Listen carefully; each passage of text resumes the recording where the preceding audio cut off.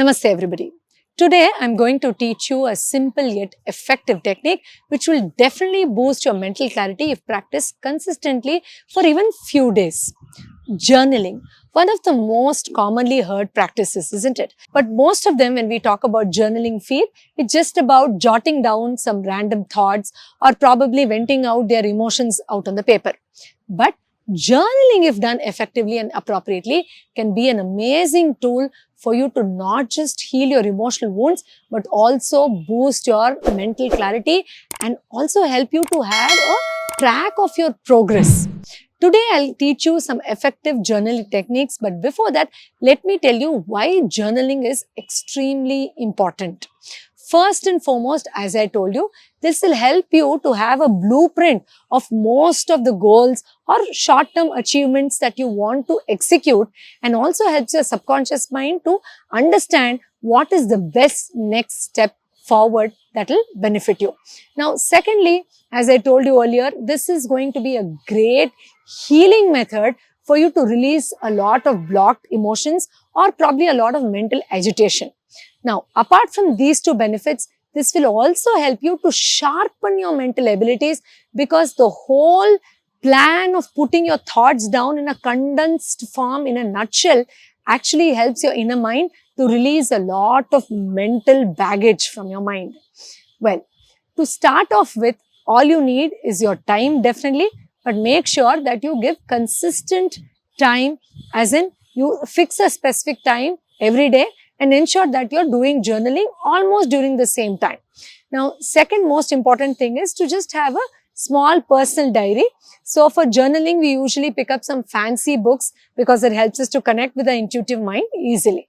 Now, with these two requirements fulfilled, you're about to dive into an amazing journey where, as you keep practicing consistently, you might even get addicted to this beautiful routine or practice. Well, in journaling, there are various methods and various practices. I'll teach you almost 3 methods today, which will help you to not just understand how beneficial journaling can be after a few days of practice, but you can also have the freedom to explore it at deeper levels as you do it on a regular basis.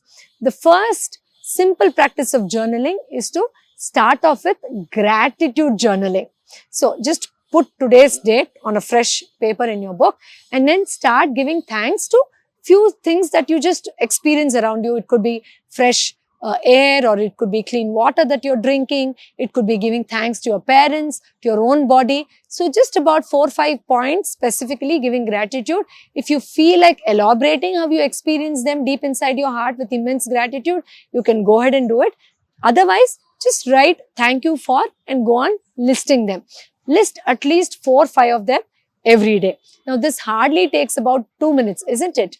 Yes, it is believed that when we develop the art of expressing gratitude or counting the blessings that we have, your subconscious mind will become a magnet to attract more and more of such blessings into your life.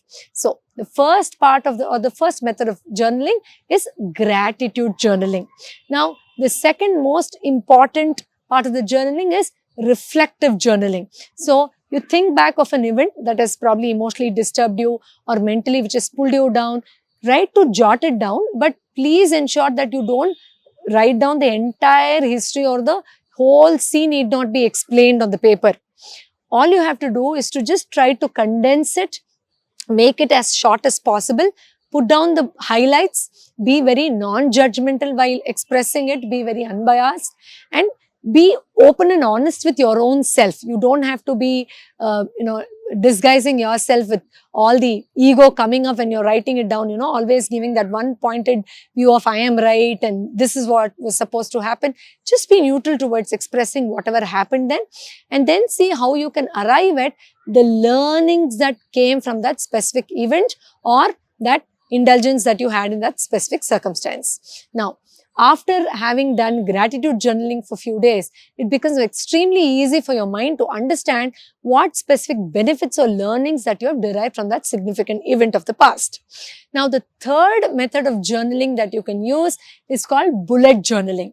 Now, most of us do this. I'm sure you'll put up a to-do list on your work desk where you know what work you're supposed to do. You're putting a segment of the whole day, you also try to feel the emotion of what is going to happen during that segment of the activity the minute you start writing it down, isn't it? Likewise, when you put those points down in a bullet, it could be a task, it could be a goal that you're supposed to achieve, it could be 3 good things that you are going to experience today, or it could be 3 important aspects that you'll keep in your personality today, or it could be that specific improvisation that you'd like to see in yourself today, or it could be just any other random thing which is extremely significant or important for you. Mind writing is handwriting, handwriting is mind writing, they say.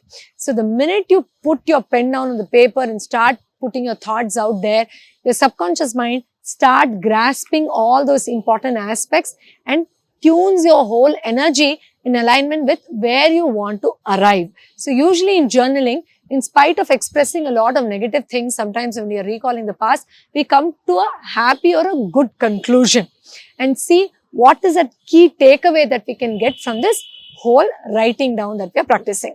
Dear friends, journaling, if done consistently, can have a magical shift in your whole personality.